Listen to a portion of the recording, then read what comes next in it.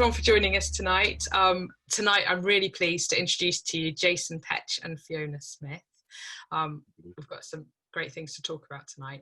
Fiona, I know you've only just arrived, but do you want to tell us a little bit about yourself? A little bit? Oh gosh, property related. I've been in property. I bought my first house when I was kind of 24, so always interested in it. Being, I suppose, first rental was 97, so a few years, got out of it. They got back into it probably 5-6 years ago. Couldn't make the numbers work, couldn't understand why people were making money in it, so I thought, okay, let's kind of head into some training, and this is where we are now. So yeah, last year was kind of 2 years ago, a bit of education. Last year was full in buying properties last year, so, and then this year. So yeah, quite new to it in some ways, but then old. Been doing it as the old proverbial landlord. Yeah, having seen it, the different timescales and the different. Yes, yeah. And then you met Jason, didn't you? And how did you meet Jason? Oh my goodness, we met networking actually, probably April last year. It was a non-property related networking meeting, and Jason and Dawn were there. And we were just chatting, and I just thought, this is amazing. He was homeless, Dawn was there with the children's side of things. And afterwards, I just thought, oh, I've got this refurb. I'm just going to ring Jason up. So something just clicked, and it went from there, really. So Jason was there looking for work, for property-related work. Is that what you were there for? Yeah. Yeah, and to talk about the scheme that we're now involved with. So it was right the way back from there. Okay, perfect. Yeah. And so you called him off and got him working with you, and you had a bit of a funny reaction from people, didn't you? I did. So sort of first refurb, everyone's like, who have you got? And I'd spoken to Jason a couple of times and said, I've got this refurb. Was he interested in doing it? And then I said to people, oh, I've got this homeless guy doing it. And everyone was like, really? Is that wise? I was like, yes, he's got all these skills. We've done this, we've had these conversations. And you've given him the keys? Yes, he's got the keys to the house. And yeah, I had some really bizarre reactions actually. And that was quite shocking actually, because I suppose it's people's perception, isn't it? And actually having met somebody, you meet them on face value, and you don't always look at their circumstances. You don't always think actually what is going on in behind closed doors or not. So yes, that was interesting. And then we did the first one, second one, and the third one. So yeah. So yeah, it has been interesting with people's reactions over that. Yeah.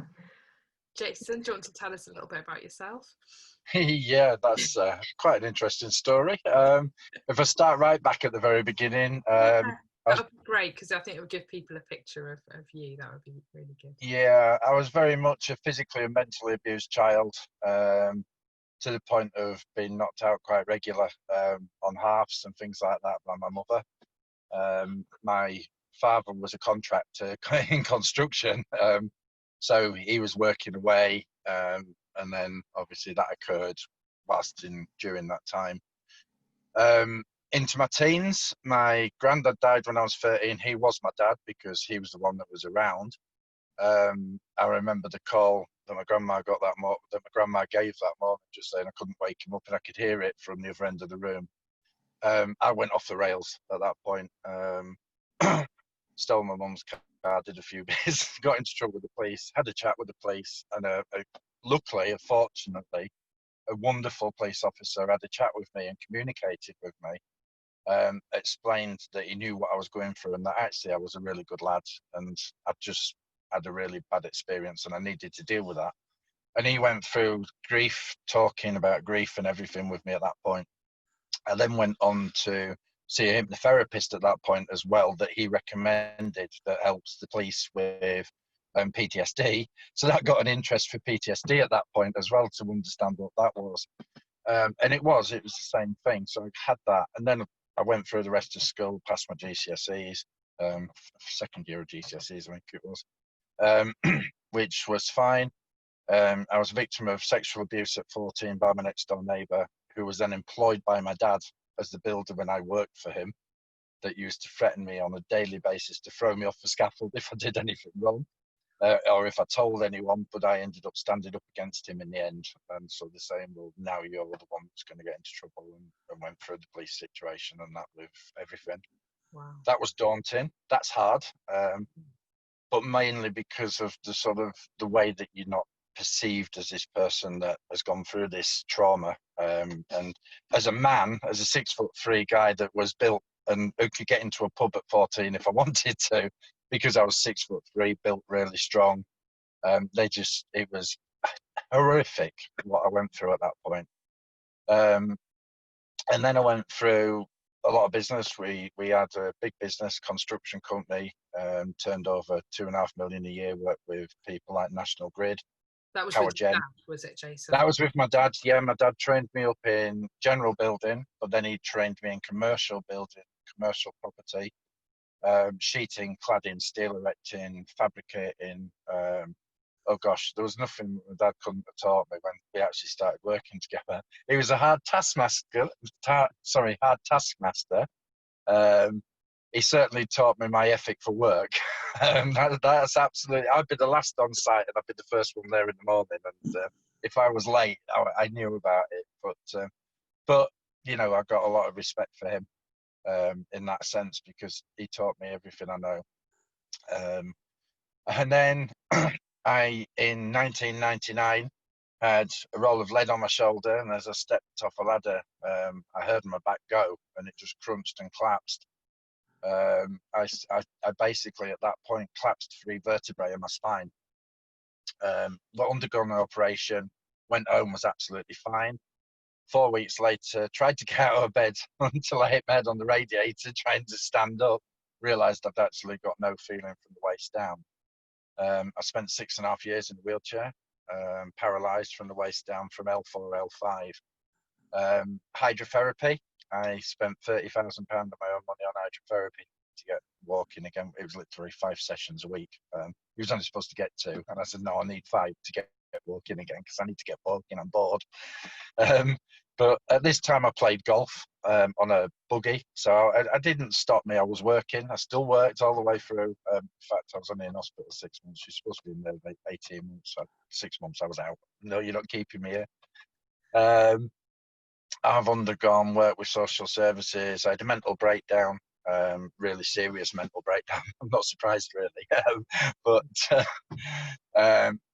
that was good, because that was like the time when everything of me came out from the past, and that was the time when I actually started to deal with things and look at things differently. So that was actually a turning point in my life. Got myself back up, single dad of 2 girls, and then wham, started a new company, and somebody went bankrupt on me, and it put me 40 grand straight down. I ended up basically losing the house, losing my car, losing my business, losing my family, and then losing my children in literally 2 weeks. And from that point, that was sort of my lowest point in my life ever. My children are my world, and Fiona will tell you the way I talk about them, they're just everything to me. So from that point of view, I've hit many services and ended up homeless on the street. And feeding out of soup kitchens. But I found that was somewhere that I could actually do my best market research. Everything turns into a positive. Everything has a way around it that actually this is really good and really positive, and I can turn any situation into that. And it's been great learning, because I now know what I need to do different. I now know what I need to do better, and we as a team, because it's not just me. It's definitely not just me. We're a huge team, and growing day by day. I think the last time I looked on the sort of thing, we're at 152 to 153 people that have signed up with it. I'm not signed up, but are connected to us. I've got plumbers, electricians, gas fitters. Oh gosh, builders, bricklayers, joiners. But I've also got planning consultants, eco consultants with regards to doing ecological studies and that for any sites. So I found that through falling, I actually grew and ended up working a way forward with my dream, which, yeah. And tell us a bit more about that dream, because you had a very clear kind of idea, didn't you, about where you wanted to go? Yeah, absolutely. I won't tell. It is in a field with 3 donkeys. I was actually feeding at the time because when I was homeless, I actually stayed at somewhere and they had animals, so I looked after the animals for my board and lodge, and that's what I did. So, yeah, I was stood in a field, and I just thought, do you know what? That there's got to be a better support system than what I've had and what I've seen, because it's not just what I've had. I've been around these people, and I've been in that victim support area, so I've been in that place, and I just thought, well, do you know what, there's ways that I can work this better as a community, and we can't deal with it as an individual, we need to deal with it as a community. If you're going to stamp out sort of antisocial behavior, one person or one force of the police can't deal with all antisocial behavior. So if we as a community say, well, come on guys, you know, why are you acting that way? What is the purpose of you acting that way, and where is it going to get you? And then all of a sudden you open up a line of communication, and communication is my absolute beauty. I just love to communicate. There's not a person passes me by on the street that I don't talk to, but you can get to know everything about them. So that progressed on to my office, which when I was homeless was a wall outside Virgin Money in Hull. That was actually stated as my office. That was where I did all my paperwork. Dawn would bring me a pad of paper, and I would write and write and write all my ideas. Who's Dawn? You've not told us who Dawn is yet. Yeah, Dawn is the Director of Creativity Art, which is what we call, or I call, our prevention team. Dawn is very much prevention because she hits the children before they get into crisis for social services. She gets in with children before they get into situations where they can't get out of with regards to crime and that side. So she's fully prevention. She's a qualified social worker who basically sort of looked at it and said, well, this can't give a child that support prior to them being in crisis. I want to stop children being in crisis. So she's very proactive with kids. They all call her mum. I think she's mum to about 600 kids. You know, they all call her mum. But she's worked at schools where they've been kicked out of mainstream education. She worked for a company in Hull, a charity in Hull called Hull Families. But they lost the funding, and because they didn't think outside the box with funding, they lost it and couldn't get it back, and they've disappeared. And that service was so vital to families in Hull. And so that's why the Queens came up, and we together sort of decided, well, hang on a minute, there's a better way for doing this. We've got to be self-sufficient in the way that we work. So tell us about Queens. The Queens, wow, I'm sat outside it at the moment. But yeah, I live here at the minute. It's a beautiful building.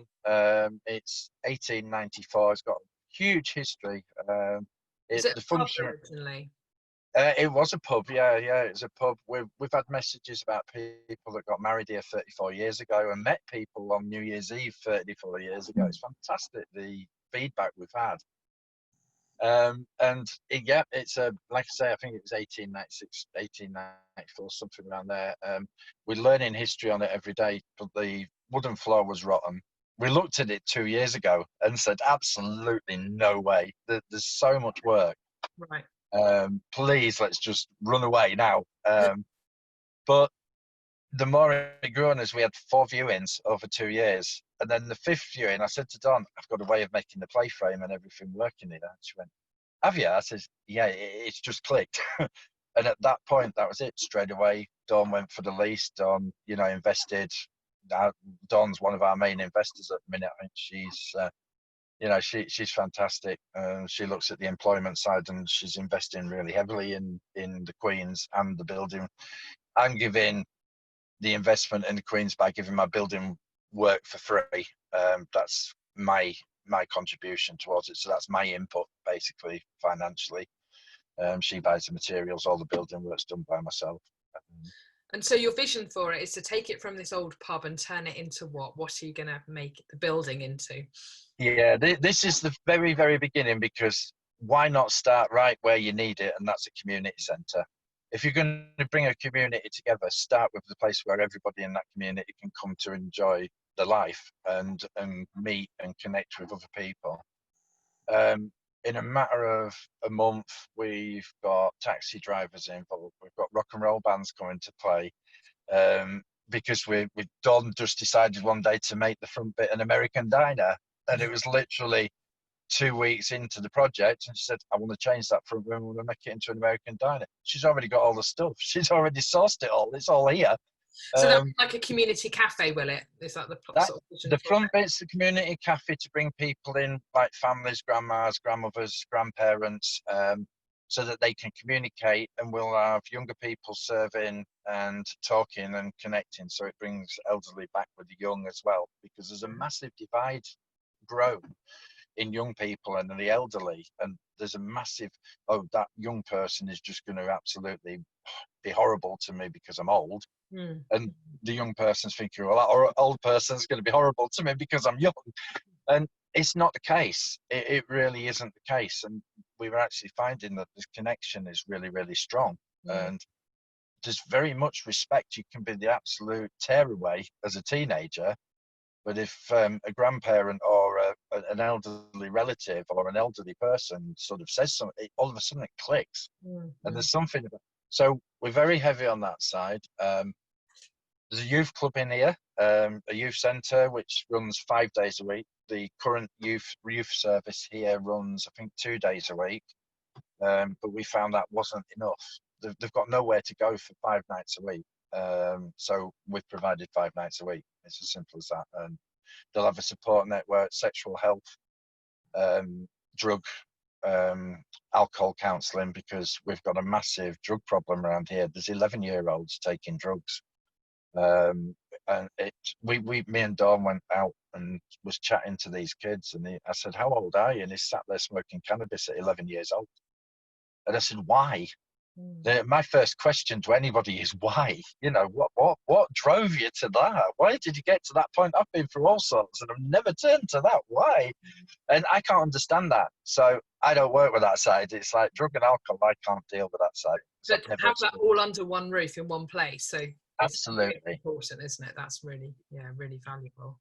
Well, the lady that we've got that deals with that, Mrs. Grice, as I call her, she's actually was addicted very heavily to heroin, very heavily. In fact, she had 4 years of use. She lost nearly, I think, 72% of her body weight.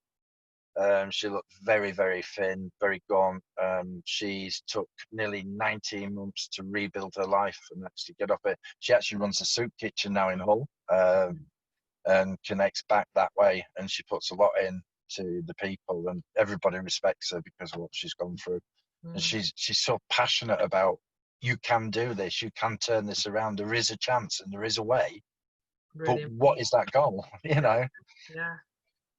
And so you're going to have all of these, and you're also going to have some children. There's like a play frame, isn't there, and a children's play area as well? Yeah, there's a children's play area because we think the other side of it is creativity. There's not enough creativity. This is the prevention side, and that is more Dawn's side. I'm more the cure side. I deal with the issues after they've arisen, and there's no going back.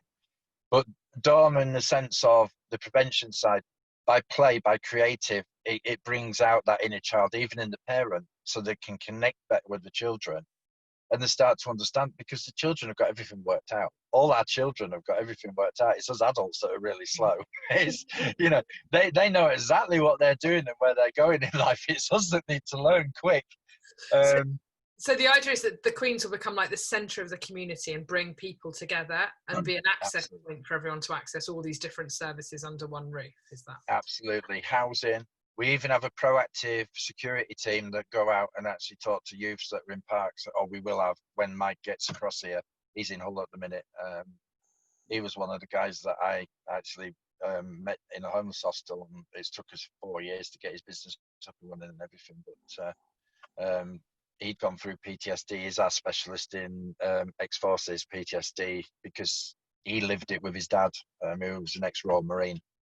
But he's very proactive. He's medically trained. He'll go out and he'll tell you about drinking, and he's very good routine, incredibly good with teenagers. Wow. And he's going to go around the area with 2 of his friends that have volunteered the time and bring people in and talk to them and say, well, this is the service that we're providing. You come down, you can play pool, you can have a laugh.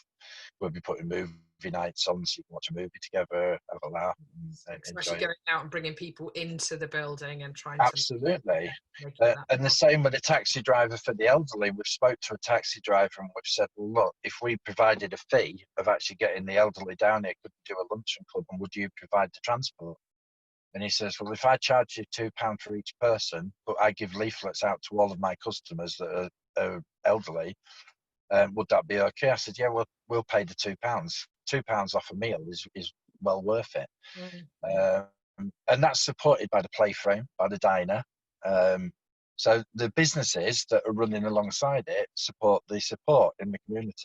And that's how we thought, well, we can stay away from funding. But the buildings are the problem. It's because we're that streamed and we work that way, and it's totally different. Nobody understands us.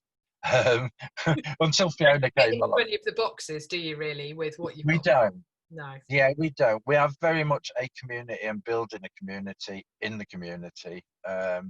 So we don't tick any box really, but that's what I love about me.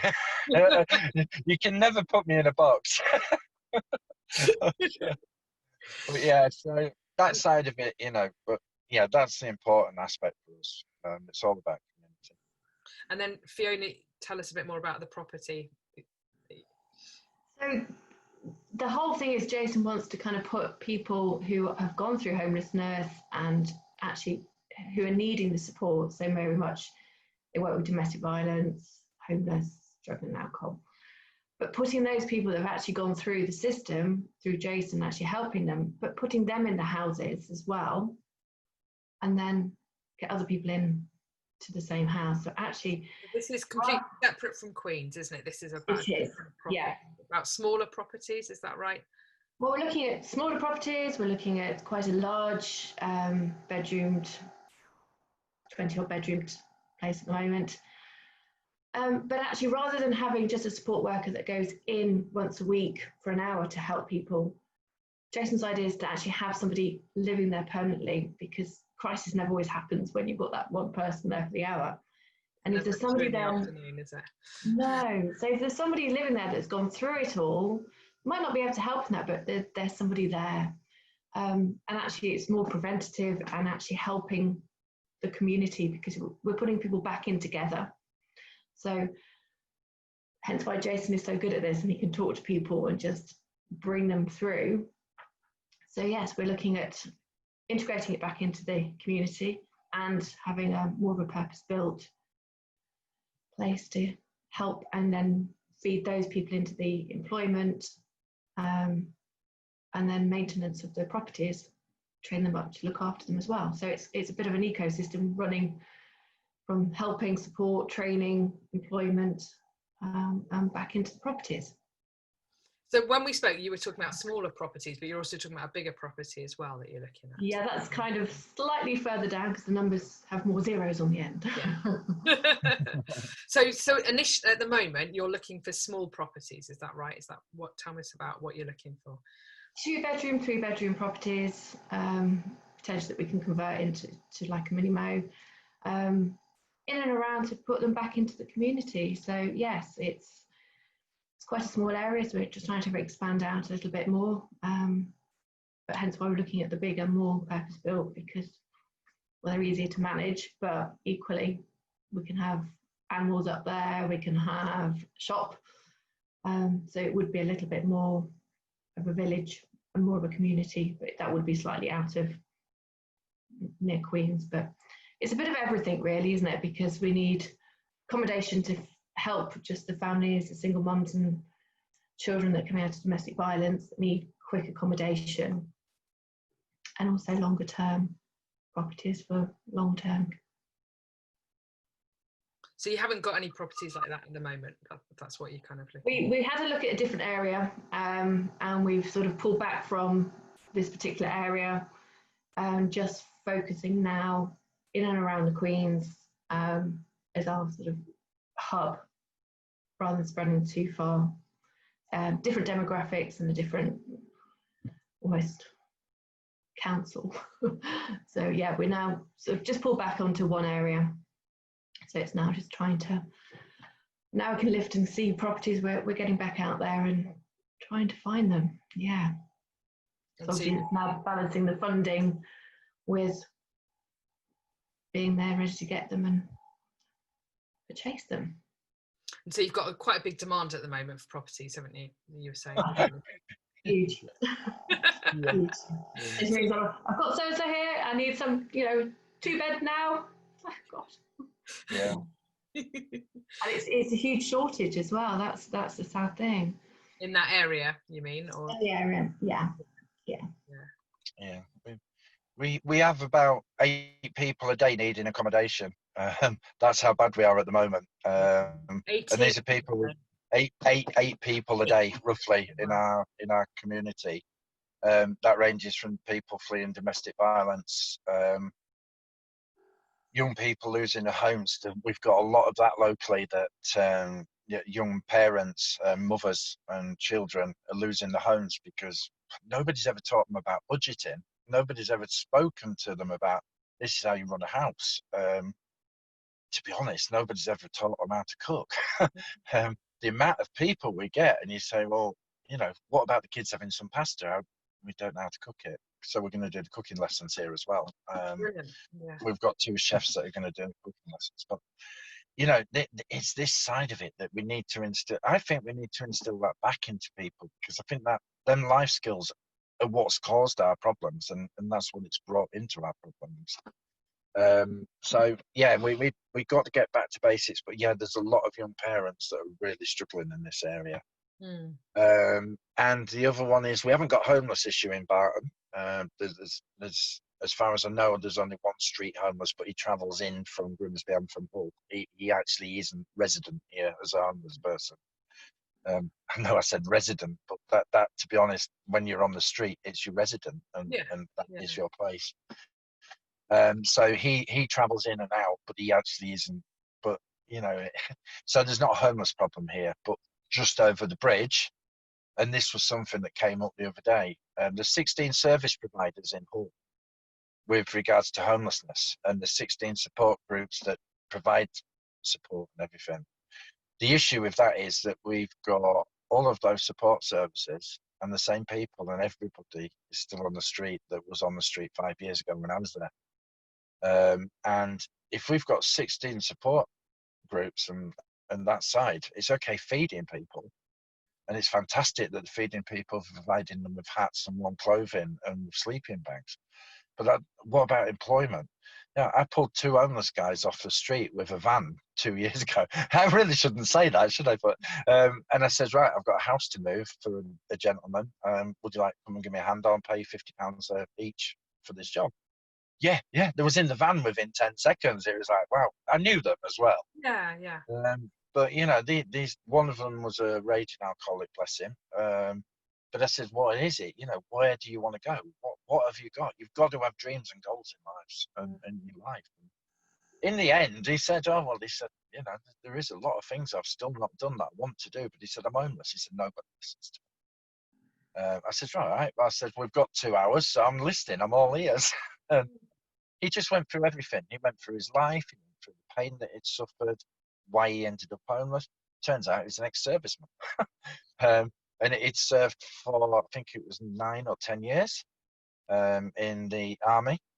And he just was in absolute pieces. And because nobody dealt with his mental health issues. So I went to a group in Hull, said, this guy's got PTSD. It's quite clear because even the doctors sort of said, he's on marijuana tablets, the actual physical tablets for him. I can't remember what they're called because I don't do that side of thing. It's all about talking with me. But he was on the prescribed medication. He was still having night terrors. He was still remembering everything. But that night he opened up about everything that had occurred to him. And no wonder he was traumatized. No wonder that he had sort of night terrors and he wasn't dealing with it. And I said, well, how many people? He said, I've been to 12 groups. And I went, what? Really? And he said, you're the first person I've ever opened up to. And I says, why? He says, because you're the first person that's ever listened and understood. And I says, right, okay, fine. Now, my PTSD didn't come from military. My PTSD come from grief and a death. But it's the same. It's not the same thing because it's a different circumstance. But PTSD is PTSD. It's still a shock and it's still that trauma. So, you know, we have that side. But yeah, within, like I say, 2 hours, and now he's doing furniture. He's building furniture. I've got him set up. I bought him some tools. It's like, wow, you know, bought him some tools. He's making garden furniture out of waste wood. He's got a contract with one of the modular home companies in Hull, and he's actually going and fetching all their waste wood to make garden furniture and then selling it on Facebook. And he even made a wardrobe the other week, and it was phenomenal. But when he started, sorry. No, I was going to say that's relatively small intervention, really, has led to such a transformation in that chap's life. Yeah, you know, and this is the thing, because we're the co-housing. This is another thing. I'm a very big, you know, but in a different way. Again, co-housing as in co-housing. We all know that that's people living together. Once a week, they meet and they have a meal together, or they communicate together in a group for communal building. We take that one step further, that if the program would be that we would meet once or twice a week for a meal, but we also eat and laugh together at dinner at work, because work is the same. When we're at work, we all eat together, we all laugh together, we all sit around and joke together. Now, that was learnt from building sites years ago. And we take the mick out of each other. But do you know what? If that person wants to talk, then we go off and we'll have a walk. Even if it's lunch, all right, I'm supposed to be doing this, but that's fine. I've got time for you because you need that time. And that person feels no pressure. You go into a room to be taught. I mean, I remember the night I went into a room and I told the police, right, I have been sexually abused. And it looked, and it's like, oh my God, now I'm undergoing a full interview. When did it happen? How did it happen? It's like, whoa, I can't cope with this information. I want to leave. Whereas in our situation, it's like, I've spoken to a young lady, bless her. Yeah, it's bringing tears to my eyes because I can remember a story and how bad it was. But because she opened up to me, and because she spoke to me and I understood her, she opened up fully. And then we went to the police when we had all the information. And I said, well, you don't need to worry about that. I took her to the police. I went with her. And that's the side that, you know, she went, oh my God. She says, thank you so much. She says, I just didn't want to go through it myself. And she said, all of a sudden, there's a friend here. Now, if we've got 20 people like that can give that support, that person then has dealt with her issues or started to deal with her issues. The next person that comes along, I can say, oh, by the way, there's so-and-so. Can you go and sit with her? Because she'll help you. And it won't even be done like that. It'd be like, oh, do you want a burger with so-and-so? Or, you know, I'll sit them next to each other without them even knowing. And they start communication. And then all of a sudden, it's like a connection. And all of a sudden, it's a reality. And then it becomes communicable. I can never say no. But yeah, and that's how our support works. And our support's free because all we do is talk. You know, yeah. And it's really, really powerful, isn't it? But it's very hard when you're thinking about traditional funding structures, traditional, you know, it's all about commissioning structures. It's all about proving what you can do. It's all about qualifications and things. And I'm guessing, brilliant as it sounds like you are in talking to people, you don't have a formal counselling qualification from what you're saying, or you know, so it's how all of that fits together, isn't it? You know, and that's where having that different approach enables you guys to respond to lots of different needs and be more creative, you know, I mean, we'll get a phone call at 3 o'clock in the morning and we're there within 10 minutes. One of us will be there within 10 minutes. In our demographic, if it's not me that goes, it'll be somebody else. But we're there. If someone's, I've met a lot of people on bridges over the last probably 4 years. Until the police have got there, and then I've handed it over and walked away. I've always said that Posit Parts or our company's here. If you need us, look out. And I've always told the police the same. If they need any support, get in touch. but yeah, I've met a lot of people on docksides and bridges. For some reason, I'm always in the wrong place at the right time. but yeah, you know. And so your company is called Positive Hearts, but there's something new that's being created at the moment, isn't there? Am I right? Yeah, we're very much, like I said, although we're not a sort of, we fund ourselves with regards to having a business running alongside the support. The CIC came along, or we've been talking about CIC because people have said that this is an access to possibly more property with regards to support accommodation. I'm going to stop you there. I know there'll be people listening who don't know what a CIC is. Are you explaining it, or have you got a? Do you want me to? It's a community interest company, and what a community interest is, it means that you must have a service that will serve that broader community around you, and you have a statement that says that this is what you're going to achieve for the people of your area, or a wider area. You can even say nationally as well. And it's a non-profit. Well, there's limits on the profitability of it, isn't there? To keep it service based, is that? That's right. Yeah. I mean, with us anyway, that would just fund expansion, because our aim is eventually to turn it into a trust, a co-op trust, with individuals joining and companies and commercial sector people joining as well. Then creating in 3 years' time a bank of dreams, what we call in the bank of dreams. The bank of dreams is quite simple. It supports people's dreams, no matter what situation they're in. It might just be a house, it may just be a caravan, but you know, rather than as a sort of a bank of dreams sort of dealing with, oh, what's your credit rating, sir? What's this, sir? You know, or what's this, madam? You know, well, you know, this guy's or this girl, lady has just been through absolute torture. You know, we'll give her a goal. I'm not saying that you're going to get it for free, but we'll give you a life goal. We'll give you something to achieve in your life, so that you can earn your. Everybody has to work for your rewards. You don't get your rewards by being sat idle. You have to think smart. You have to work smart. You have to put graft in. I guarantee that. You know, it's, you know, I walked onto the street for 8 weeks on purpose to just walk around with a sign around my neck saying, "Smile, you're beautiful, and enjoy every second of each day." I went from guys running up to me I thought was going to hit me. There was this one guy, bless his cotton socks, I remember him so well. I actually thought he was going to punch me because his face was horrific. It was like, oh my gosh, what's going to happen here? I better get ready for this. And he threw his arms around me and hugged me. And I went, whoa, I wasn't expecting that here, mate. You know, and give him a hug. And he says, that perfect smile is what my mum used to say. She committed suicide 4 years ago.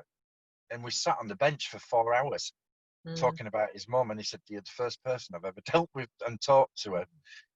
That sign started off talking to between 30 and 50 people a day. Over that 8-week period, I ended up talking to over 1,000 people a day in Hull City Centre. And everybody was more accepting of a homeless guy sat on a bench. I wasn't begging when they knew I wasn't begging. But what was really interesting, the elderly people picked their heads up. And when they picked the heads up, it was like almost, what, you're talking to me? Fantastic. I can have a conflab. I can talk to someone. And that was actually, believe it or not, in that circumstance, that was the best thing that we got out of the whole thing. It was like, yes, we've actually got the elderly not scared in town, in city centre. It's brilliant. Going back to your CIC, so you feel that that's a route to help you get the properties that you need. I know there's so much we could talk about here, but we need to try and keep it a bit property based, don't we? Yeah. So that's what you're planning by forming this CIC. What's that achieve for you guys?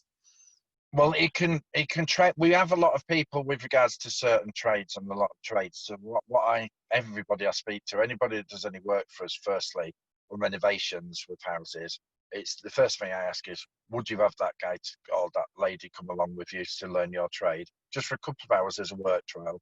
See whether because in a couple of hours they're going to have a feel for it. So that's the first thing. The second thing is that the property side, so that training, if they want to progress into that training, sorry, I've got to be ahead of myself then. But yeah, if they want to progress into that training, then that CIC can provide that funding for that training. That's one thing. Then we go with the house side. Now, the housing, we want to be able to provide a house we want a real good quality houses as well. We do not want, I've worked, I shouldn't say this on here, but I've worked for landlords as a builder, and I've walked off site in certain places and said, I just can't work unless you're going to do that full schedule of works and that full program of works. I cannot put my name to putting a new plasterboard up there just to cover that. Yeah. And it's not a one occasion, it was a lot of occasions. And We've all been into those properties, haven't we? It's just absolutely. And you know, we also know that a positive mind comes from a nice environment. If you've got a nice, happy environment that you feel like it's home, rather than it feeling like somewhere where you're stuck, and that pressure mounts on you. So we want to provide proper quality homes. We want to do and train through the building work with the people that we work with. If they're not builders, we'll put them in the cafes. But it's commercial as well, Lisa. We want to do commercial side as well. That if this girl or this gentleman wants to own a shop, I can build business plans. I can do the business side of it. I can write business plans and connect, and we can do that and develop their business with them, so that they can be in the driving seat. But we're just a mentor and support them, you know, the drive and determination. And it's about getting the properties for that side as well. So it's not just housing; it's actually commercial sector properties that we look into as well, so that we can build. It's a community. Again, it goes back to that word. A community is made up of everything, you know. all of that. We even have a guy with an education centre, so we're looking to build an academy school, because this particular area is very short. Fiona didn't know about this. It was something that came up yesterday. She'll kill me later. But we've actually got a gentleman that's worked on a positive mindset schooling academy, and he's actually just been accepted in that field, and he's actually doing it on a private basis. But now we want to push it into a school and allow him to, and it's all about positive mindset and about tailoring lessons to life rather than to, and their lives, not your life, but not as a whole, but their lives as an individual.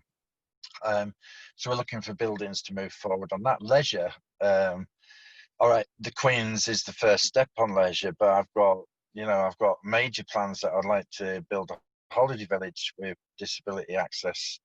Because obviously disability, I'm sorry, I haven't missed that, but disability is huge with us as well.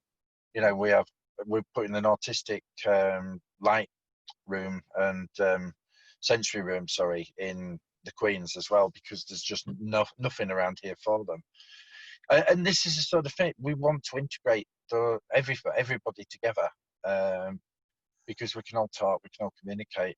You know, I had a deaf guy work for me in an arcade in Bridlington, and he was fantastic. He was actually more of a laugh than I was, because he could just express himself so brilliant. So the housing side and the commercial side is to provide a place for that business and a place for that person to run their business out of. Now, we're talking about people with real dreams and ambitions that it doesn't matter how much they get kicked and they never give up. And that's me. And if you give someone their purpose, or you find that you don't give it, they have it. But if they find that purpose through your guidance and your mentoring, they have a goal and they'll aim for that. And if we can support them with the financial side on the properties and be able to get them into that shop. I've got a lady who wants to run a shop. I've got a community that has no shop that's wanting a shop. And it's like, well, why? You know, why is there not a shop? Who's stupid enough not to put a shop there when there's none and everybody's asking for one?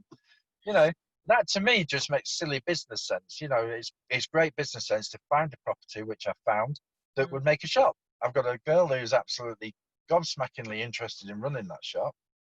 And the way that business would run is that it would have so much support through food share so that we could support the families that were struggling. And also the other side of it, that we could have a proper shop for the community. And, you know, so, yeah. So property is a real big infrastructure. It's infrastructure we're missing. And is that something you need help with? Is there something you need to get some of that off the ground? We believe that the CIC will give us a greater chance with that, with regards to not just with investors, but I mean, like I said, we've got a couple of investors on board anyway, with regards to the Queen's. So we've got people that are funding the Queen's side of it. The building materials side, that's being funded partially by Dawn and partially by another investor. But there's you know, it really is. We've got to find a way of being able to get that infrastructure, and the CIC, I think, will open up doors for us, and funding revenue for that, because obviously we all know properties aren't cheap. They're not, you know, you can go and buy a house for £29,000, but then you can spend £100,000 renovating it, and you know, so property is not a cheap commodity. Look, you know, I've come from a homeless background. Though I've said that, you know, my background is real. I'm there's no airs or graces with me. You know, Fiona's talked about the trust aspect with regards to having a homeless guy going into her houses and giving him the keys. You know, and actually putting a kitchen in and not taking it out. It's yeah, you know. So from that point of view, it's really paramount that we start to get these properties, and you know, we'll work out. That's what this year for me is all about. It's all about now getting our infrastructure set up. And you'd want to be working with investors to take that forward, ideally, would you? Yeah, absolutely. I mean, if people want to make a real difference to people, you know, we have the support structure. I can give, you know, we've got the 3 years. We've got the 3 years of support. I've actually done a 3 years study of everybody that we've worked with and got the figures.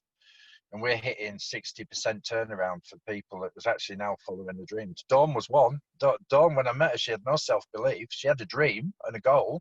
She had no idea how to get to it. It took 3 years. And, you know, she's now leased it with an option to buy.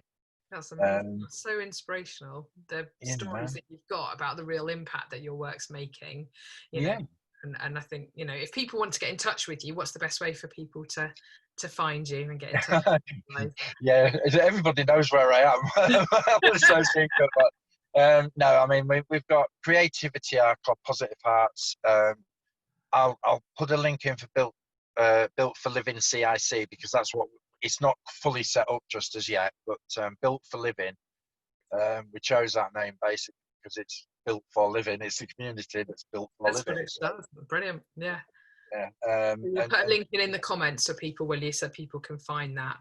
Yeah, absolutely. You know, I've got a Facebook page. I did that over the weekend. So that the Built for Living page and group is already set up, because we need the infrastructure for the support as well. So I've done a group as well as the page. The page will have information about when we do get houses, what houses we have available. It'll also have employment opportunities, work opportunities, and work trials and everything. So yeah. So that's the place that people should go. Well, you'll pop that link in to there. I will. I'll put it in there. No worries. So thank you everyone for watching. Thank you tonight. I'm going to end the stream now. All right. Thank you. Bye bye.